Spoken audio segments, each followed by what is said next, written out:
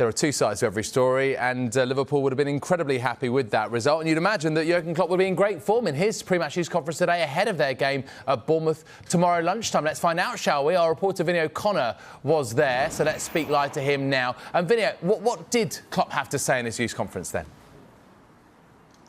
Well, he was in decent form, and obviously he was asked about the situation that Liverpool have going forward in terms of recruitment, because there were the quotes from principal owner John W. Henry this week talking about Liverpool and their wise investment. We'll come to that in a minute, because we know a little bit about what Liverpool need to do because of the issues that they've faced in midfield. Obviously, of late, we've seen the performances from Harvey Elliott and Stefan Bajcetic, and they've been performing well, but at the same time, there is a situation where they're going to be losing players, or it looks like they're going to be losing players in the summer. The likes of Naby Keita, potentially James Milner, Alex Oxlade-Chamberlain as well. So Jurgen Klopp knows that he needs to get extra bodies in midfield. And back to those quotes from John W. Henry, this week he said that their commitment, the owner's commitment, FSG's commitment, remains stronger than ever. They will continue building at Liverpool in a responsible manner.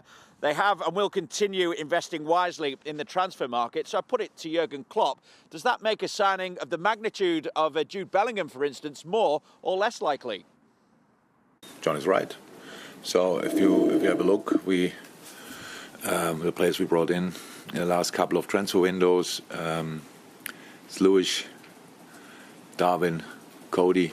So one of the, just to mention the players for the first line, I think that Sadio, Bobby and Mo together were for quite a while one of the best front three in world football. And so now we had Sadio left in the summer, and we'll see what happened to Bobby in the summer, but then Mo left pretty much. But we replaced them, and Diogo came in that time, not in the last two, but came in as well. So I think that's investment, and it's wise investment, it's responsible investment. That's what you wanted, what you need, and what we needed. This year they were unfortunately most of the time injured. That didn't help, obviously, but they were here anyway. Or Cody came only lately. So, and this has to be now in a similar manner. We will do that for other parts of the team, and that will be possible. That's all. Bobby Firmino has certainly proved to be wise investment as well. And of course, it was announced last week that he will be leaving Liverpool at the end of this season. Still not entirely sure exactly where he'll be playing his football next campaign. But obviously, Jurgen Klopp spoke about the fact that Roberto Firmino got that great reception at Anfield when he came on against Manchester United. Of course, scored a goal, his 8th in the Premier League this season. But he's played such a big part in Liverpool's success under Jurgen Klopp. So it'll be the end of an era when he does go in the summer. And Jurgen Klopp spoke about the moment when Roberto Firmino informed him that he would indeed be leaving the club. Surprised, yes, a little bit, but it was not hit by surprise. It was like, no, it's a normal thing to do there, but it could go two ways. No, and there was one. And I respect that a lot. And yeah, it's completely normal in this kind of long relationship that we have, and Bobby has with the club and with most of the players and stuff like this, and with the fans, of course.